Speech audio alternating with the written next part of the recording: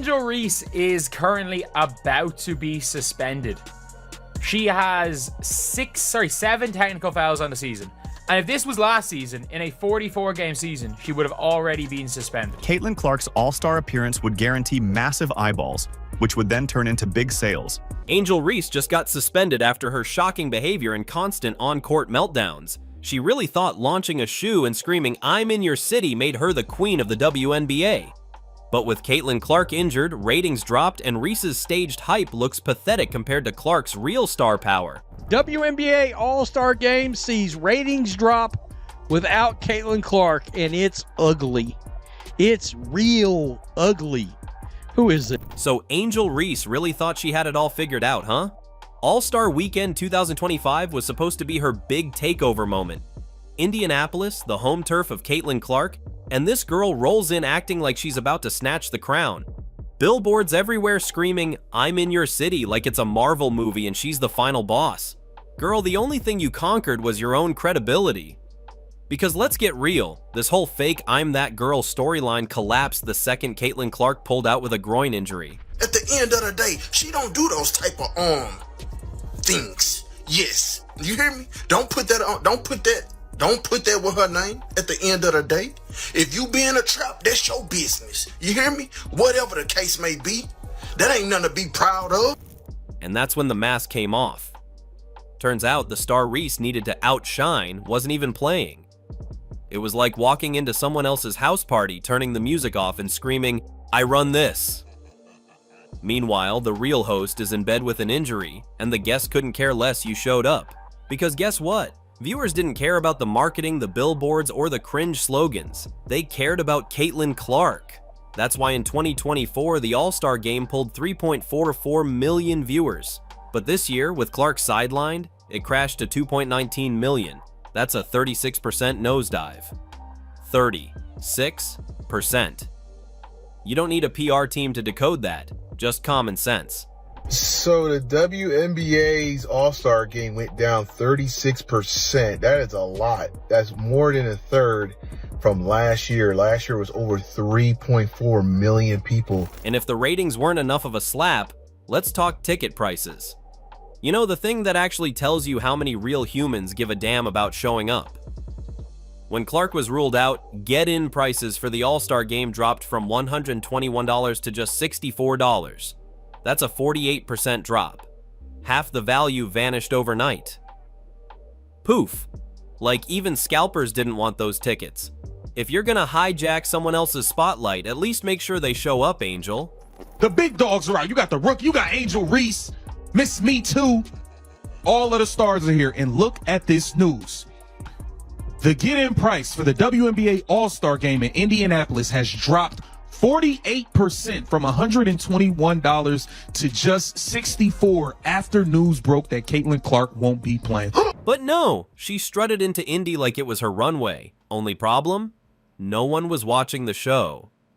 Reese's whole walk in your trap, take over your trap stunt was less boss energy and more trying too hard energy. The brand play didn't scream dominance, it screamed desperation. She didn't come to shine, she came to borrow light. And the second Caitlin wasn't around to provide it, power outage. Angel, me bound, prayer, Reese. You only relevant because you keep bringing up my precious CC. You want to pull up with your billboard Reebok ad in Indiana talking about. Now let's move on to the biggest fashion flop of the year, the Reebok Gamble. They dropped the Angel Reese 1, yeah, that's the actual name of the shoe because modesty is clearly dead, at All-Star Weekend. Two colorways, Diamond Dust and My Bounds, because if the game ain't icy, at least the shoes can pretend to be. Reebok went all in. Full marketing blitz. Billboards, digital ads, Instagram reels, the whole circus. The city was painted with Reese's face. But here's the kicker. None of it worked. Because again, the one name that mattered wasn't there, even Reebok knew it. You think we didn't catch Shaq's little moment in the Netflix doc? Man literally said Angel needs to be in full Reebok gear when facing Caitlin Clark. Not to look iconic, not to lead the brand, but when facing Clark. So y'all admit it then, right? The entire campaign is designed to cling to Clark's coattails. Reese isn't the story, she's the asterisk. Without Caitlin Clark, the WNBA and all their pay us what you owe us action. Instead of standing on her own, the launch depended on someone else being present to validate it. But Caitlyn wasn't there, and suddenly, neither were the fans. Social media dragged the whole rollout. People were out here saying more photographers than fans. That's not a launch, that's a press conference with no audience. What's up, y'all? I just want to talk about this chick, Angel Reese, for a second. She has been all over my timeline, over my Twitter, or X, Instagram, TikTok. She's always pushing people and this and that. She's always in controversy. So let me address this situation real quick. How is she a professional athlete? And then the WNBA tried to spin the numbers, tried acting like the 2025 All-Star Game pulling $2.19 million was some sort of win because it's higher than the $850K from 2023. Yeah, a cool story, except we're not comparing to 2023. We're comparing to 2024, the year Caitlin Clark lit the league on fire. You can try to dodge it, but fans aren't stupid. They saw the game for what it was, a sad rerun without the main character. Her stat line was a war crime in ball movement, and to cover it up, the Sky are out here dressing it up as some cute little facilitator role. Please, she's not facilitating, she's fumbling. They had to hide her in a fake point-forward disguise just to keep the offense from collapsing like a folding chair. You'd think the paint was hosting a traffic jam the way she clogs up every play. Chicago Sky, y'all stink, bro. Y'all, look, there's trash and then there's trash. You know what I'm saying? And don't even get me started on the me-bounds. These self-assisted rebounds off her own bricks that somehow end up inflating her double-doubles. Grabbing your own miss isn't hustle. That's janitor work. That's wiping up your own mess and trying to call it production. And somehow people fall for it. She had 14 and 12. Yeah? And 9 turnovers and 0 awareness. It's like watching someone break a vase and then brag about how fast they picked up the pieces. Here, everyone with credit card debt is lining up to get the Angel Reese signature shoe. Here it gives you the power of the me-bound. Bang! Again! Burn! Will she save it? No! What everyone's paid to see, the Angel Reese rebound! Her defense, if you can even call it that, it's performance art. She jogs back like she's in a charity race, not a professional league. Her body moves, but there's no urgency. It's decorative cardio. Her teammates, they're literally adjusting their spacing to avoid her. You can see them hesitate like she's radioactive. The cuts stop, the energy drops, and every pass in her direction is a prayer. It's not chemistry, it's survival. Please don't let me get caught in her crossfire. Because if she's not turning it over, she's chucking a wild layup. If she's not bricking, she's traveling. If she's not flailing, she's somewhere in the paint doing absolutely nothing except killing momentum. Unable to move her opponent out of the way, Aneka Ogumike retaliates, grabs her by the hips, throws her to the floor, stands over her, screams on her, flips her the double bird. Quinterly, Dallas Wings teammate, being a good teammate. This ain't leadership. This is sabotage with a smile. And no one wants to say it out loud, but the tape don't lie. The only people still defending this are either blind or clinging to whatever PR leftovers Reebok and the WNBA are still serving. Angel Reese isn't a playmaker. She's a plot twist. And not the good kind. She's the kind that ruins the episode. And the real joke? She keeps getting minutes, keeps getting reps, keeps getting marketed like she's the face of the league. But all the stats, all the tape, all the receipts say the same thing. Reese isn't the face of the WNBA. She's the mask, the marketing shell, the failed experiment, and trying to build a brand without the actual game to back it up. You can't Photoshop star power. You either have it or you don't. She would have already been suspended. And it is genuinely one of the funny things about this is that her fans are arguing that none of the texts are warranted. They are all warranted. And Reese? Yeah, she don't. Angel Reese has somehow turned technical fouls into her personal highlight reel. 7 techs already, and we're not even halfway through the season. She's literally one step away from an automatic suspension under last year's 44-game rule. Congratulations, Angel, you're about to make history, just not the kind you'd brag about. While other players are trying to break scoring records, Reese is on track to break the league record for ticking off referees. It's like she's speedrunning her own downfall. Use Caitlin Clark for And then there's that infamous clipboard slap. Who does that? Your coaching staff is drawing up a play, trying to salvage what's left of a crumbling game, and you just slap the clipboard out of their hands like a petulant kid throwing a tantrum. It's not fiery leadership, it's not competitive spirit, it's just toxic. The cherry on top? She's doing all this chirping and post-whistle theatrics while her team is trailing by double digits. Girl, read the room. Nobody wants to see you puffing your chest when you're getting cooked on the scoreboard. That's not confidence, that's pure delusion. They are all warranted. Reese even managed to take a shot at the Indianapolis fan base without saying it directly. After the All-Star game, she went on social media and typed out, "This was the most fun I've had in a while because of the players." All caps on players, like the fans didn't matter. The irony? Indy fans were actually decent to her. They weren't booing her out of the building, they were just indifferent, because all they cared about was Caitlin Clark and she wasn't playing. So, Reese decides to act like she's above the audience.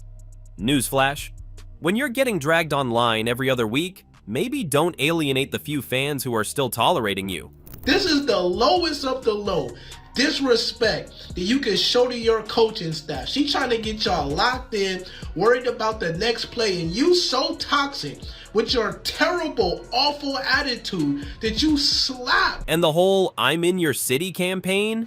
It's honestly laughable. Angel Reese tried to stroll into Caitlin Clark's backyard with that slogan while Clark was injured and sitting on the sidelines. That's not swagger. That's like kicking an empty throne and pretending you won a war. It's performative dominance at its worst. You can't beat someone who's not even playing. You can't take over a city that was never yours to begin with. All it did was make her look like the side character desperately trying to convince people she's the star. She's not. How in the world is this chick a professional athlete? She is, out of all the clips that I've seen, she is the worst basketball player I've ever seen. The problem is that every single misstep Reese makes instantly becomes a meme. Every technical, every brick, every flop, it's all over social media in seconds. And every time her team or Reebok tries to do damage control, the receipts pop up. You can't outmarket your own game tape. The public sees the turnovers, the attitude, the empty hype. You can throw as many flashy campaigns as you want at us, but the truth always wins, and in Reese's case, the truth is brutal. Meanwhile, Caitlin Clark is out here operating on a completely different level. Clark's Nike deal is a jaw-dropping 8 years, $28 million, and it's not because she's plastering her face on billboards, it's because she's packing arenas, shattering ratings, and actually connecting with fans. She's earned every penny of that deal. It's built on years of consistent dominance, historic performances, and authentic charisma. Reese can only dream of that kind of organic star power. You hear me? And she has a $28 million Nike deal. Look at Clark's Nike Kobe 5 Protro drop, sold out in less than 60 seconds. Retail price was $109, and resale prices shot past $600 almost instantly. That's what real demand looks like. That's not hype, it's data, it's proof. And Nike knows it. They're already projecting her signature shoe in 2026 to generate between $100 to $150 million in revenue. Those numbers are insane, but they're also deserved because Clark is the kind of athlete who moves culture, not just merchandise. At the end of the day, she might know what a rat trap or mouse trap is, okay? But anything else other than that, please do not. No, we not gonna do that. Now compare that with Reese's Reebok AR-1 launch. It was all noise and zero conversion. They tried to ride the wave of All-Star Weekend, but the timing was terrible, the tone was off, and the whole thing was tethered to Clark's presence. Once Clark wasn't there, the entire campaign crumbled. It's like Reebok put all their eggs in the "let's copy Clark's energy" basket and then dropped the basket on the floor. Reese isn't attracting fans, she's trying to force feed them marketing gimmicks and the public isn't buying it, literally. About Angel Reese. Yeah. You called her garbage compared to Caitlin Clark. Yes. Okay. Yes. I love black people. Mwah, mwah, mwah, mwah. But I think sometimes we do play the race card too much. The harsh reality is simple. Clark gets marketed well because she attracts fans. People line up for her because they believe in her. Reese, on the other hand, is trying to reverse engineer that by throwing ads and slogans at us, hoping it'll make her relevant. It doesn't work that way. Cause and effect doesn't flip just because you put on a flashy campaign. Authenticity can't be bought. Reese is learning that the hard way, and if you think the numbers don't tell the full story, just look at them again. A 36% drop in TV audience from 3.44 million to 2.19 million. A 48% drop in ticket prices from $121 to $64. 7 technical fouls. 9 turnovers that almost became a triple-double of shame. Those aren't flukes. Those are giant neon signs screaming manufactured hype. And the league knows it. This All-Star weekend was the ultimate control experiment. Remove Clark from the equation and suddenly everything sags. Ratings, attendance, energy, it all nosedives. Subscribe now because this meltdown is just the beginning and you don't want to miss the next epic roast.